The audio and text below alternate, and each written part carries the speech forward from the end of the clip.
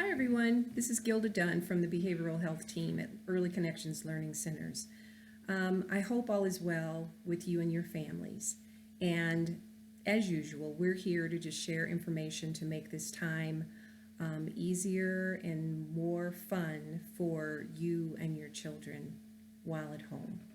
So today I want to talk to you about social skills. And I know you've heard a lot about social skills, but I just wanted to make sure that our families really understand what they are and what they entail, and just some fun ways to be able to work with your children on these skills. So, social skills. Social skills are skills that help your children and adults communicate and interact with each other. They help us to understand and manage our emotions and achieve positive goals. They help us learn how to, or to feel and show empathy for others, to establish and maintain positive relationships, and make responsible decisions. Of course, these are all things that we have to learn, and we start learning those. We should start learning those at an early age. So, to make this short and sweet, I just want to share with you some activities, games that you can do with your children at home to kind of help with some of the social skills. So one of the ones that I want to talk to you about and share information about is self-control. Self-control, a lot of times kids struggle with when they're angry, what to do when they're angry. And so one of the games that you can play with them to work on the self-control is it's called bubbles, blowing bubbles, and you all have blown bubbles before. So what you could do is blow bubbles in the house or outside in the backyard, and then you tell the children, okay, I want you to run and pop as many bubbles as you can. And so they run around and they pop the bubbles and they're laughing and they're having fun, and you're hopefully having fun with them. So the next part of that, the teaching self-control part of that, is when you say to them, okay, now we're going to switch gears.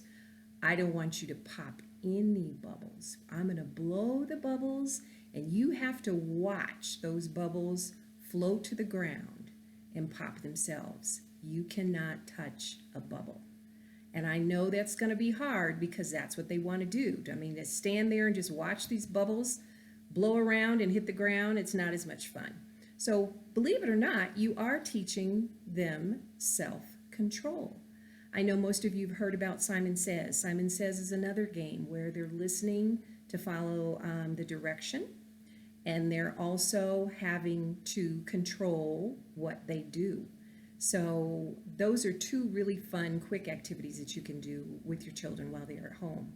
So now we're going to go on to board games. And board games, I know I have watched with my own children how difficult they can be. You think to sit down and play a board game would be something really easy. But children, I watch them in our centers too, struggle with, number one, following the rules, and number two, not always being the winner. Sometimes kids will manipulate games because they want to be the winner. And so there's a really important lesson that you're teaching there with we can't always win, how to be a good loser or a good person who doesn't win the game, and how do you respond to the people who win the game. There's just so many different lessons that you can teach there, and all of those are part of learning those social skills, what's acceptable and what's not. So I just want you to enjoy this time. There are games like Chutes and Ladders, Jenga, and Connect Four. Those are all games where kids have to learn how to take turns, follow the rules, and to treat each other with respect. You as parents have the most important role in this, and that is modeling those skills for your children. We as teachers and behavioral health specialists, we support that in the classrooms, but you as parents are their first teachers. So when you model those skills at home, they will model those skills in their classroom and in life. So that's the end of my message for today.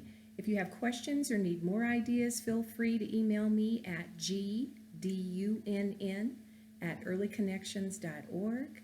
I hope you have a fabulous day, and I look forward to the next time we connect. Thank you.